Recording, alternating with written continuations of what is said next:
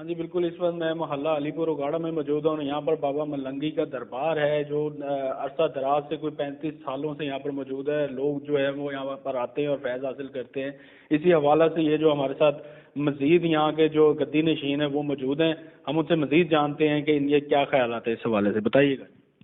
حضور ملنگی بابا اولیاء کا مزار اقدس اکاڑا پنجاب میں قائم ہے، اور یہاں پر گزشتہ 36 سال سے یہ سالانہ عرس ہو رہا ہے، جس میں اندرون پاکستان اور بیرون ممالک سے مریدین زائرین جوک در جوک اکاڑا پہنچتے ہیں۔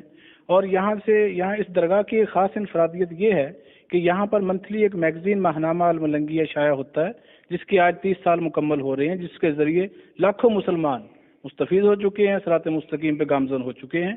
اور اس سلسلے کی شاخیں اندرون پاکستان اور بیرون ممالک موجود ہیں۔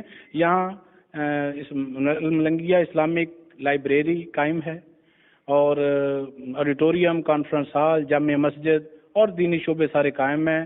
ہر جمعرات کو درس روحانیت جینٹس کے لیے، لیڈیز کے لیے ہر اتوار کو ہوتا ہے، بچوں کے لیے بھی یہاں تربیت کا انتظام ہے۔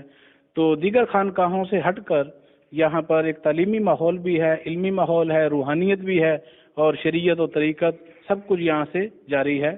تو یہ درگاہ کسی تعارف کی محتاج نہیں، مشرق مغرب شمال جنوب اس کی تاریخ گزشتہ کوئی 100 سال پر محیط ہے۔ تو سلسلہ چشتیہ نظامیہ سے یہ سلسلہ نکلا ہے۔ تو سلسلہ ملنگیہ یہ سلسلہ چشتیہ نظامیہ کی شاخ ہے، جو خواجہ معین الدین چشتی اجمیری، خواجہ نظام الدین اولیاء محبوب الہی سے منسوب ہے۔